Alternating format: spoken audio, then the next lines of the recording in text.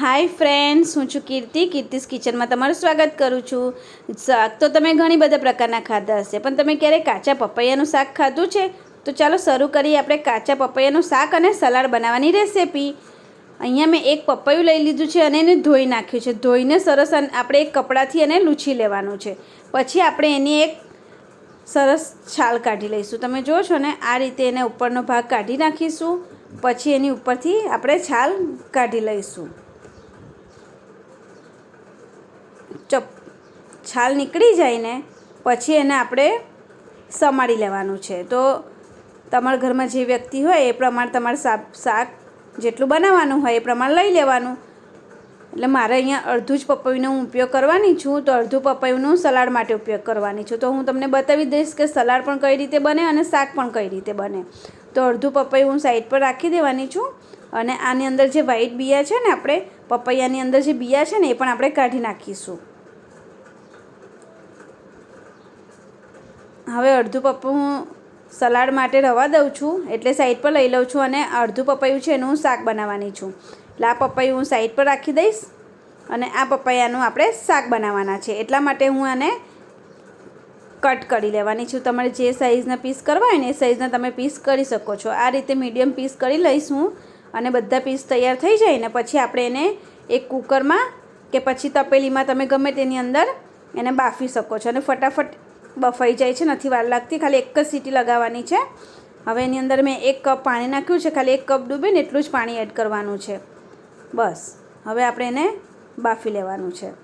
જ્યાં સુધી આપણું કાચા પપૈયા એવું બફાય છે ત્યાં સુધી આપણે સલાડ માટે પણ પ્રોસેસ કરી લઈશું. તો હવે આનાની અંદર પણ હું વચ્ચેથી કટ કરીને એના પણ બિયા કાઢી લઉં છું અને પછી એને એક આ છીણીની મદદથી છે ને સરસ છીણી લઈશ. આ છીણને તમે ફાફડા જોડે પણ ખાઈ શકો છો અને તમે એને સબ્જી રોટી જોડે પણ ખાઈ શકો છો, કે પછી ઈદરા ઢોકળા બનાવ્યા હોય ને એની જોડે પણ ખાઈ શકો છો. અહીંયા મેં આદુ લસણ મરચાં લઈ લીધા છે, ટામેટું લઈ લીધું છે, ડુંગળી લઈ લીધી છે અને એની સરસ આપણે પેસ્ટ બનાવી લેવાની છે.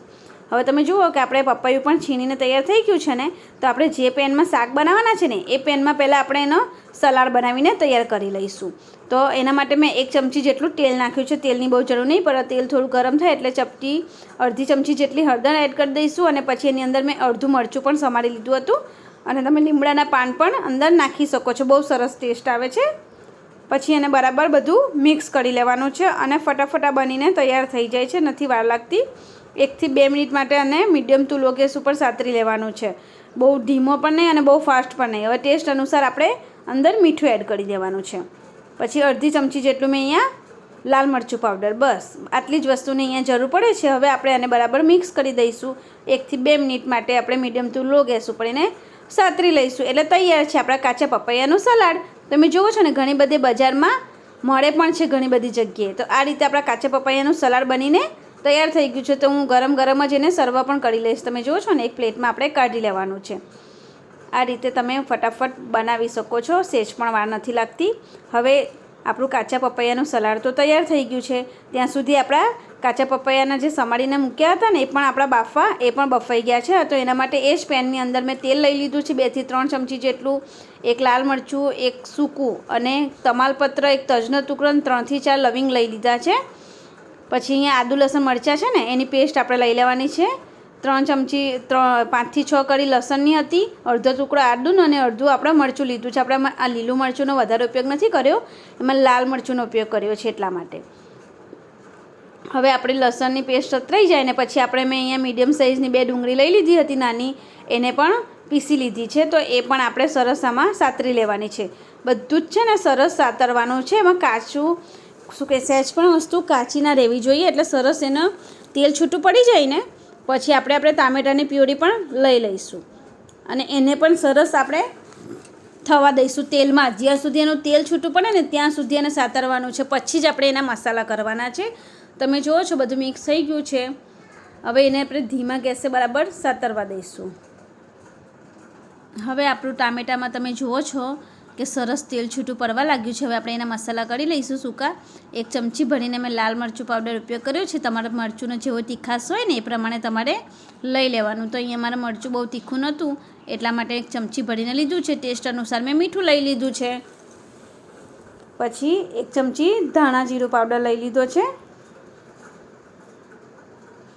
અડધી ચમચી જેટલો હળદર પાવડર લઈ લીધો છે. તમારે જે પ્રમાણે કલર પકડતી હોય ને હળદર એ પ્રમાણે તમારે સબ્જીમાં લઈ લેવાનું. પછી એને આપણે બરાબર મિક્સ કરીને એનું પણ તેલ છૂટું પડવા દઈશું. તમે જુઓ છો કે આપણા કાચા પપૈયાના પીસ છે આપણે જે બાફ્યા હતા એમાં ચપ્પુ તરત જતું રહે છે એટલે સરસ પરફેક્ટ બફાઈ ગયા છે. તો આપણી પ્યોરીની અંદર છે ને આપણે થોડું જ પાણી એડ કર્યું છે.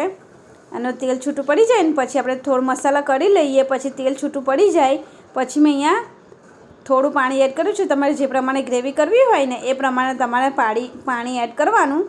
તો મેં અહીંયા છે ને અડધો કપ જેટલું પાણી એડ કર્યું હતું. હવે આપણે જે કાચા પપૈયા બાફી લીધા છે ને એને પણ અંદર એડ કરી દેવાના છે. આ રીતે એડ કરી દઈશું, મિક્સ કરી લઈશું અને પછી એને ઢાંકીને આપણે 2 થી 3 મિનિટ માટે થવા દેવાનું છે. એટલે એનું તેલ પણ સરસ છૂટું પડી જશે અને ટેસ્ટ પણ બહુ સરસ આવશે.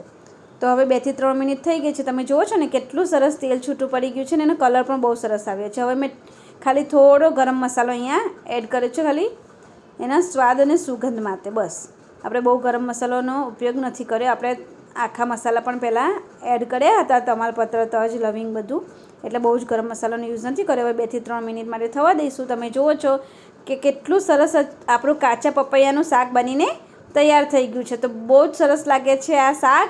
એકવાર જરૂર ટ્રાય કરજો. એકદમ ટેસ્ટી અને ચટાકેદાર બનીને તૈયાર થઈ જાય છે અને તમને રોટી, પરોઠા, રોટલો કે પછી ભાત જોડે પણ ખાઈ શકો છો. બહુ જ સરસ બનીને તૈયાર થઈ ગઈ છે. તો તમે જુઓ છો ને કેટલું સરસ મારું કાચા પપૈયાનું શાક બનીને તૈયાર થઈ ગયું છે. તો તૈયાર છે આપણું કાચા પપૈયાનું શાક અને સલાડ. જો તમને મારો વિડીયો ગમે તો મારા વિડીયોને લાઇક, શેર, કમેન્ટ અને મારી ચેનલને સબસ્ક્રાઈબ કરવાનું ના ભૂલતા. Thank you.